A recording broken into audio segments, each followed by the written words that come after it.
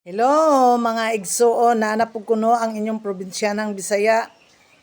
Naanap po sa inyong atubangan para pag-spread sa maayong balita. Mga igsuon, nakabalo ba mo og unsa ng mga maayong balita tungod kay gisugo ta sa Ginoo? Sa Matthew 28 nagaingon, go and preach the gospel. Og unsa man ang gospel nga giingon diha mga igsoon sa Matthew 28, we are all commissioned to spread the gospel, to walk all throughout the country, all throughout the world, and spread the good news. Ang gospel ana mga igsoon is mauna ang good news, great news kung ato pa na kay tungod niya na ang number one nga good news ana mga igsoon maunang dunay Dios nga nagpakatawo. Kinsa man ang nagpakatawo ana mga igsoon mauna si Jesus by the use of Virgin Mary. Siya ang surrogate mother ana in the olden times mga igsoon. The first mother is kadto si Virgin Mary, mao ginakita sa balang Espiritu Santo nga siya gyud ang perfect nga mahimong maglalang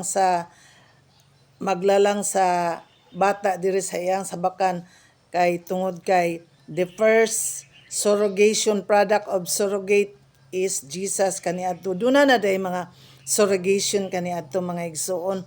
Surrogate, so si Virgin Mary mao lang to gamit as a surrogate mother. Mao na nga ang number one nga good news ana mga igsoon is dunay nagpakatawo og mauna si Jesus. Og ang ikaduha nga good news mga igsoon is dunay nagpakamatay alang sa imong sala og sa akong sala. All mankind in the universe duna na gyud tay sala tungod kay nakapanunod ta sa sala sa ato ang mga ginikanan. Mao man na ang Romans 3:23 nagaingon, for all have sinned and come short for the glory of God.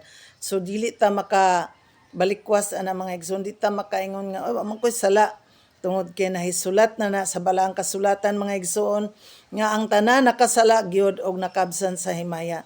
So tungod sa gibuhat ni Jesus nga nagpakamatay sa cross to save the many, to kinsa ka tumudawat sa iyaha og maghinulsol mahimong mamaluwas. Og ang ikatulo nga good news mga igsoon is kadtong in the third day he arose from the dead. So nahisulat naman ko na mga igsoon kung wala gid siya nabanhaw dili na siya good news mga igsoon.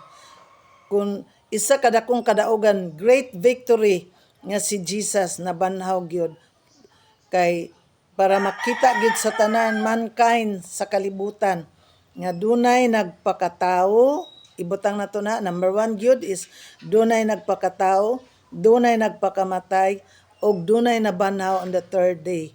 Mauna gyud great news gospel nga maoy gisugo sa Dios sa kanato nga to spread the gospel kay ang ubang mga tawo karon mga igsoon duna pagyoy wala nakabalo about Jesus, about sa good news. Mao na mga igsoon ang akong ibalik sa inyo nga we have to spread the gospel, and what is that gospel is the good news. And what is that good news? Mauna nga dunay Kristo nga nabanha nagpakatawo, dunay nagpakamatay, ug ang ikatulo is dunay nabanhaw on the third day.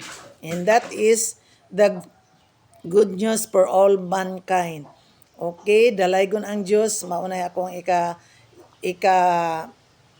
ika-share sa inyo karong kabuntagon nga about the gospel of Jesus.